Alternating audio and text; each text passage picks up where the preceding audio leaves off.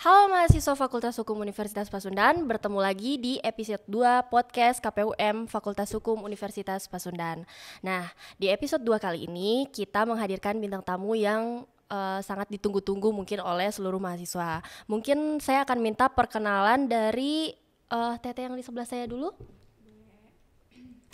Jadi semuanya kenalin, nama aku Aryola Nurzain. Aku merupakan ketua KPUM Fakultas Hukum Universitas Pasundan periode 2022-2023 sekaligus koordinator komisioner Divisi Teknis Penyelenggaraan. Mungkin dari akangnya? Oke, perkenalkan nama saya Andre Saputra, komisioner penyelesaian sengketa. Baik, berarti Teh Aryola dari KPUM dan Kang Andre dari Penyelesaian sengketa. Bapera. Ya. Oke.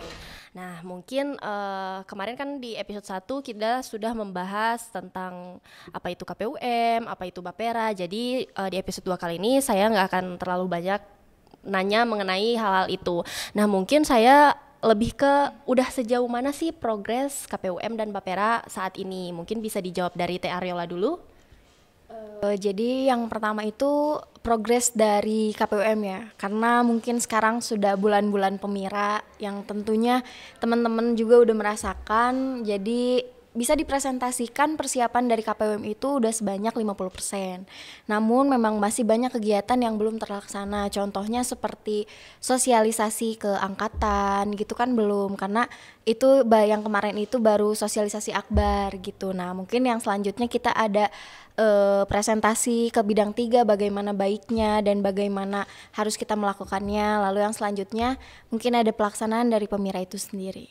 Baik, berarti sejauh ini tahap pelaksanaan dari KPUM itu sendiri sudah mencapai angka 50% ya. Oke, selanjutnya kalau dari Bapera mungkin seperti apa nih tahap pelaksanaannya? Kalau dari Bapera ada sekitar 60%-an. Dari Bapera lagi preparing dan lagi menjalankan sosialisasi bareng KPUM. Oh iya, berarti Bapera dan KPUM ini berbarengan ya untuk melaksanakan proses pemira seperti itu. Oh, oke. Baik, mungkin aku mau nanya ke Teh Aryola dulu dari KPUM itu sendiri, mungkin syarat administrasi nih. Kan bentar lagi mungkin KPUM akan buka pendaftaran untuk para calon. Nah, pastinya ada syarat yang harus dipenuhi. Nah, kira-kira kita ngasih info ke para pencalon nih apa sih syarat administrasi itu dan syarat-syarat apa saja yang harus mereka penuhin untuk mencalonkan diri gitu. Oke, jadi KPUM ini dibentuk untuk pemilihan BEM dan BPM. Tentu saja teman-teman udah pada tahu. Nah, untuk mencalonkan diri sebagai anggota BPM dan ketua serta wakil ketua BEM itu perlu kualifikasi dan syarat administrasi yang cukup ketat. Nah, kenapa kita harus mengadakan syarat kualifikasi dan syarat administrasi? Itu tentunya karena menjadi seorang pemimpin perlu menunjukkan citra baik bagi mahasiswa Fakultas Hukum. Nah, kualifikasi di sini itu kita adakan dengan salah satunya itu ada bertakwa kepada Tuhan Yang Maha Esa, lalu yang kedua ada jujur, cakap, dan mampu memimpin dengan baik, lalu yang ketiga itu ada tidak pernah mendapatkan sanksi administrasi atau sanksi dari fakultas, lalu selanjutnya ada minimal IPK dengan syarat minimal itu 2,75, selanjutnya itu pendaftar minimal itu semester 2 dan maksimal semester 6. Lalu selanjutnya yang terakhir ada tidak sedang memimpin pada organisasi fakultas maupun universitas gitu. Nah, untuk syarat administrasinya mungkin agak cukup banyak ya kalau misalnya disebutin. Nanti paling teman-teman bisa cek langsung di Instagram KPUM. Ya, berarti untuk kualifikasi mungkin itu yang memang sudah ada ya, sudah tidak bisa diganggu-gugat lagi. Tapi untuk syaratnya nanti dari pihak pelaksana akan memberikan pengumuman, kurang lebih seperti itu ya. Nah selanjutnya aku pengen nanya mengenai penyelesaian sengketa. Kan Kang Andre ini dari komisioner penyelesaian sengketa. Nah, kira-kira penyelesaian sengketa yang akan terjadi di lingkungan Fakultas Hukum Universitas Pasundan tahun ini tuh ada berapa tahap? Ada 4 tahap. Yang ke-1 menerima laporan. Jadi menerima laporan itu kalau ada pelaporan, jadi bisa sama komisioner dikaji dulu ini benar atau enggak. Terus yang kedua memverifikasi laporan tersebut apakah sudah lengkap atau tidak. Yang ketiga terus pemanggilan mediasi. Apabila di dalam mediasi tersebut tidak mendapatkan titik temu, maka akan dilanjut ke tahapan adjudikasi. Dan yang terakhir adalah yaitu adjudikasi yang terakhir. Berarti untuk nantinya bila ada sengketa selama berjalannya Pemira ini, divisi Kang Andre yang akan melaksanakan penyelesaiannya, seperti itu ya mahasiswa sekalian. Nah, mungkin tadi itu perkenalan mengenai syarat dan bagaimana penyelesaian sengketanya. Mungkin sekarang aku mau nanya lagi ke Kang Andre. Tadi kan penyelesaian sengketa. Nah, untuk penyelesaian sengketa yang bagian administrasi sama kampanye, itu kira-kira progresnya seperti apa untuk penyelesaian sengketa administrasi dan penyelesaian sengketa kampanye? Kan penyelesaian sengketa dibagi menjadi beberapa tahap. Iya kan, Riola, benar kan? Iya, jadi misalnya tahap kampanye ataupun tahap nanti untuk administrasi kelengkapan data. Nah, itu tuh progresnya akan seperti apa gitu? Yang pertama paling menyelesaikan pelanggaran administratif. Terus pelanggaran administratif itu ada di pasal 32 dalam aturan nomor 3, yaitu pasal 32. Yang ke-1, divisi pengawasan meneruskan pelanggaran administratif Pemira ke divisi. Yang kedua, penerusan atau rekomendasi sebagaimana dimaksud pada ayat 1, melampirkan berkas dan formulir yang diperlukan. Oh, berarti kalau tadi yang saya tangkap mungkin untuk penyelesaian administrasi ini ya, syarat administrasi. Jadi kalau misalnya ada kesalahan dari syarat administrasi, nantinya divisi Kang Andre ini yang akan melaksanakan proses-proses tadi yang dijelaskan, seperti itu. Oke, terima kasih Kang Andre. Sebelumnya boleh ditambahin nggak? Dari KPUM sendiri, mungkin Mbak Vera juga sudah mengetahuinya bahwasannya ada 2 ketentuan mengenai syarat administrasi dan kualifikasi itu. Yang pertama itu ada TMS dan yang kedua itu ada MS. Jadi TMS itu tidak memenuhi syarat. Nah, ketika tidak memenuhi syarat, pencalon itu bisa langsung dilimpahkan ke Mbak Vera. Nah, berarti secara khusus dilimpahkan ke divisi Andre berarti ya. Nah, langsung untuk yang memenuhi syarat tinggal kita langsung verifikasi secara faktual apakah datanya sudah benar dan lengkap kayak gitu. Oh, berarti untuk nanti para pencalon nih, misalnya ada pencalon yang ternyata datanya tidak lulus di KPUM. Nah, bisa diproses melalui Bapera. Seperti itu ya. Nah, mungkin lanjut ke pertanyaan selanjutnya ya. Tadi kan kita sudah ngomongin syarat administrasi, pastinya nantinya akan ada formulir yang harus diisi oleh para calon pendaftar. Nah, kira-kira kalau dari KPUM sendiri, kira-kira bentuk formulir seperti apa yang nantinya akan diisi oleh para calon pendaftar, baik ketua dan wakil BEM dan anggota BPM? Oke, jadi yang pertama formulir ya. Formulir ini menjadi bagian penting untuk teman-teman pencalon. Mengapa demikian? Karena formulir ini bisa menyatakan pencalon siap untuk tidak memobilisasi massa, contohnya, terus memberikan kualifikasi apa saja yang pernah mereka dapatkan dalam berpengalaman organisasi. Lalu selanjutnya ada siap untuk cuti dalam organisasi tertentu yang mereka sedang tekuni. Masih banyak lagi, mungkin formulir itu akan kita publikasikan nanti. Oke, berarti kurang lebih dari KPUM itu telah menyediakan formulir-formulir yang nantinya akan diisi oleh para calon. Untuk lebih jelasnya nanti akan ada di seluruh akun sosial media KPUM maupun Bapera. Tapi kurang lebih ada beberapa tadi yang sudah disebutkan ya. Iya. Nah, selanjutnya mungkin ke Kang Andre lagi. Kalau nantinya nih misalnya akan ada penyelesaian sengketa, nah kira-kira formulir seperti apa juga yang nantinya akan diisi oleh para pencalon ini nih yang akan mengajukan penyelesaian sengketa? Kira-kira bentuk seperti apa yang akan mereka isi? Formulirnya itu formulir A3, merupakan format laporan atau aduan adanya tindak pelanggaran dalam Pemira.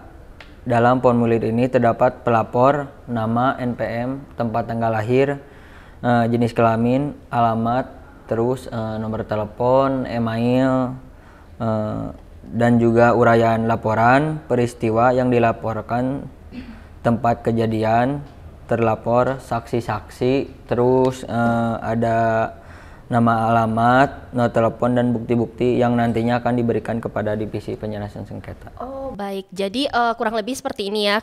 Saya menangkapnya bila nanti terjadi akan ada penyelesaian sengketa, si pencalon ini nantinya akan diberikan formulir dari pihak Bapera. Untuk yang pertama dia harus mengisi identitasnya, seperti tadi identitas yang sudah disebutkan oleh Kang Andre. Terus dia juga harus mengisi data diri identitasnya, dan juga harus mengisi alasan dia mengajukan sengketa tersebut ya, harus jelas. Jadi untuk para pencalon nantinya kalian kalau misalnya ternyata terjadi kesenjangan antara KPUM ataupun kalian kurang setuju sama hasil yang ditetapkan oleh KPUM, kalian bisa mengajukan sengketa kepada pihak Bapera dengan alasan yang tepat dan benar, seperti itu. Karena Bapera juga akan menyelesaikan tugas dengan sebenar-benarnya, seperti itu. Ditambah dengan bukti-bukti tadi yang harus dilampirkan, karena kita tidak serta-merta untuk menerima laporan, begitu ya, Andre? Jadi benar, untuk mengajukan penyelesaian sengketa harus dibarengi dengan bukti yang benar ada ya. Karena divisi penyelesaian sengketa ini menyelesaikan sengketa yang benar-benar terjadi ada gitu, bukan sengketa bayangan. Betul. Oke, selanjutnya mungkin aku mau ke Teh Ariola lagi. Nah, tadi kan sudah menjelaskan formulir gini. Nah, pastinya para pencalon ini sangat amat antusias untuk mendaftarkan diri ya. Kira-kira kapan sih kapan para pencalon ini bisa mendaftarkan diri?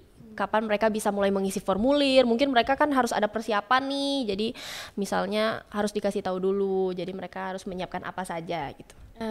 Jadi untuk KPUM sendiri itu telah menyiapkan yang namanya timeline. Tentu saja nanti akan kita posting di dalam Instagram kita ataupun sosial media yang lainnya.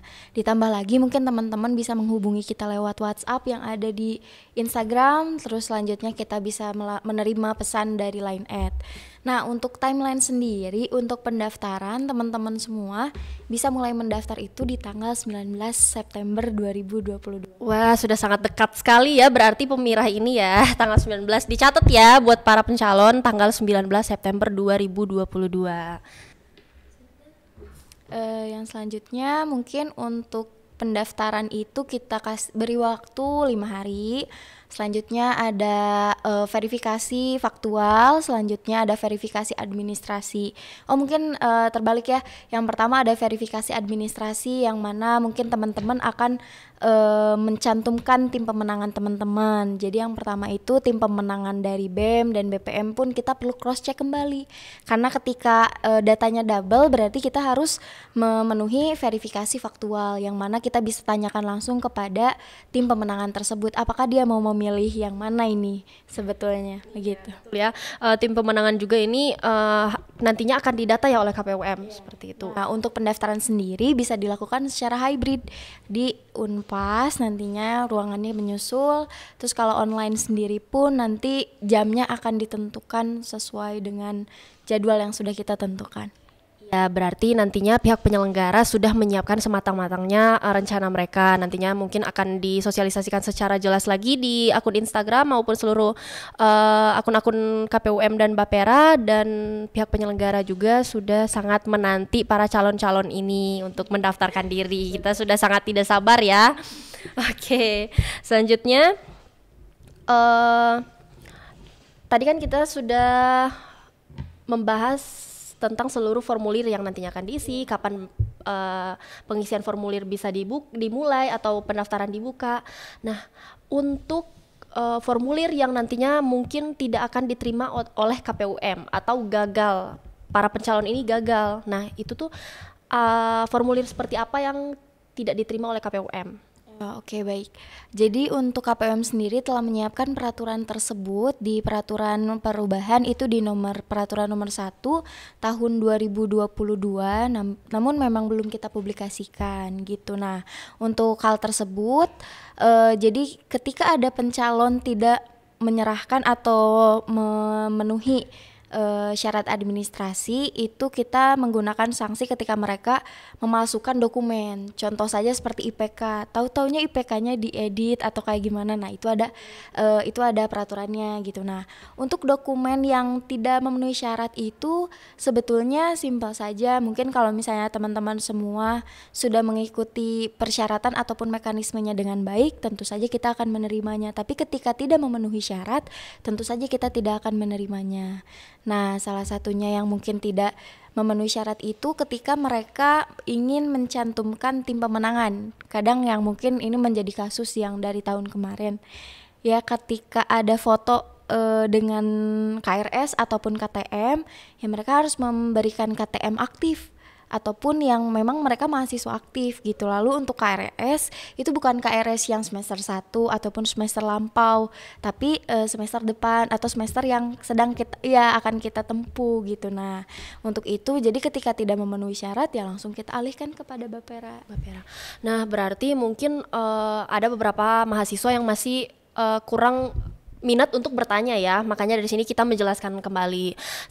Sebenarnya dalam peraturan kita yang akan nantinya dipublish, mahasiswa yang bisa mengikuti atau mencobloskan diri itu adalah mahasiswa aktif. Mahasiswa aktif itu yang diatur di KPUM ini adalah mahasiswa yang sudah mengisi KRS. Nah, untuk foto masalah tadi yang nantinya foto KTM ataupun foto bersama KRS itu nantinya juga dari pihak penyelenggara akan ada ketetapan sendiri.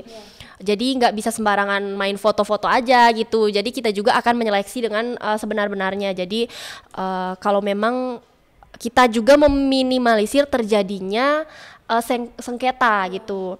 Jadi untuk nanti proses foto bersama KTM ataupun KRS nanti kita akan mencontohkan dengan sebaik-baiknya. Mungkin kalian juga bisa cek di akun sosial medianya KPUM. Nah, mungkin pertanyaan terakhir dari saya ya. Oke, masih semangat ya? Semangat. Masih dong. Kang Andre lemes banget. Belum sarapan kayaknya. Belum sarapan. Oke, pertanyaan terakhir mungkin dari saya kan bentar lagi kuliah akan memasuki offline kemungkinan besar ya. Kalau misalnya memang memungkinkan kita akan berkuliah secara offline. Nah, kira-kira tentunya menjadi pihak penyelenggara Pemira di Fakultas Hukum ini akan sangat memakan banyak waktu. Dari Teh Ariola, dari Kang Andre, kira-kira kalian membagi waktunya seperti apa sih? Mungkin saya mau dari Teh Ariola dulu. Tadi mau dari Kang Andre. Teh Ariola dulu, soalnya Kang Andre lemes kayaknya. Andre lemes. Jadi untuk pembagian waktu sendiri ya, untuk menjadi seorang panitia penyelenggara dalam suatu acara pasti menyita waktu banyak ya Teh Gisel. Kak Andra gitu. Kak Andre. Nah, untuk itu saya ingin, karena saya mahasiswa tingkat akhir, berarti ya saya angkatan 2019 kita kan, sama kan ya. Jadi di depan mata kita sudah dihadapkan dengan tugas akhir dan juga KKM. Nah, untuk itu saya ingin semua ilmu yang saya dapatkan di KPUM ini saya implikasikan ke dalam kehidupan sehari-hari. Contoh seperti KKM, saya mengikuti KKM di KPU Jabar gitu. Nah, itu kan sangat menghemat waktu gitu teman-teman. Jadi kita bisa membagi waktunya secara konkret gitu, antara tugas kuliah, tugas KKM, lalu selanjutnya mungkin nanti kita memikirkan tugas akhir. Betul sekali. Itu yang sangat digadang-gadang oleh mahasiswa akhir ya. Kalau dari Kang Andre-nya seperti apa nih cara membagi waktunya? Kebetulan aku bukan dari mahasiswa akhir, jadi masih maba lah. Nggak kayak teteh-teteh kan. Kalau teteh-teteh kan bentar lagi juga kan lulus. Amin. Kalau aku kan masih lama. Oke, masih jadi berapa tahun tuh? Masih betah kayaknya. Ada 2 tahun lagi. Jadi masih bisa mengimbangi antara tugas Bapera dan akademik. Oke, jadi dimaksimalkan untuk Bapera ini tidak membuat akademik Kang Andre menurun ya. Mungkin tambahan Teh Gisel untuk anggota-anggotanya nih, karena kita jadwal rapat ataupun mungkin kalau ada jadwal rapat dadakan itu kita sudah terjadwal, jadi kita tidak mungkin hal yang harusnya wajib menjadi mereka tinggalkan, itu tidak mungkin. Kita para komisioner mengusahakan untuk para anggotanya tidak ketinggalan akademik hanya demi menyelenggarakan proses Pemira, iya ya. Jadi jangan khawatir buat yang sudah terdaftar di dalam KPUM maupun Bapera, kalian jangan takut gitu. Kita sudah mengatur sebaik-baik mungkin jadwalnya karena kita juga padat gitu. Oke, paling aku mau minta terakhir dari Akang Teteh buat video ajakan untuk mengajak mahasiswa mengikuti serangkaian proses alur Pemira ini. Mungkin dari Teh Ariola dulu. Nah, boleh. Untuk closing statement mungkin ya. Jadi kami selaku pihak penyelenggara ataupun KPUM mengajak seluruh mahasiswa Fakultas Hukum Universitas Pasundan untuk mengikuti, berpartisipasi dan mencoblos pada hari H Pemira untuk mengikuti seluruh rangkaian mekanisme yang ada pada saat Pemira, yakni yang dari awal sosialisasi hingga hari H pencoblosan. Untuk itu jangan pernah ada yang golput karena suara kalian menentukan pemimpin kalian di masa depan. Begitu tagline-nya, mungkin Pemira bermartabat, mahasiswa hebat. Baik, aduh hebat banget ya, sangat-sangat mengajak mahasiswa. Mungkin dari Kang Andre-nya? Mungkin saya dari perwakilan dari Bapera mengajak buat mengikuti serangkaian Pemira dari sosialisasi sampai dengan pencoblosan. Mungkin tagline-nya awasi bersama, sukseskan bersama. Baik, mahasiswa hebat, Pemira hebat, mahasiswa bermartabat, awasi bersama. Sukseskan bersama. Tagline-nya sukseskan bersama, awasi bersama, sukseskan bersama. Nah, itu untuk Bapera. Kalau untuk KPUM, Pemira bermartabat, mahasiswa hebat. Seperti itu ya, mahasiswa sekalian. Semoga kalian menjadi mahasiswa yang hebat dan Pemira ini dilaksanakan secara bermartabat dan dari pihak pengawasan akan mengawasi bersama menyukseskan bersama. Kalian juga harus ikutan ya, jangan ketinggalan dan jangan golput. Oke, mungkin sampai di sini dulu episode 2 podcast bersama KPUM hari ini. Sampai jumpa di episode selanjutnya. Dadah.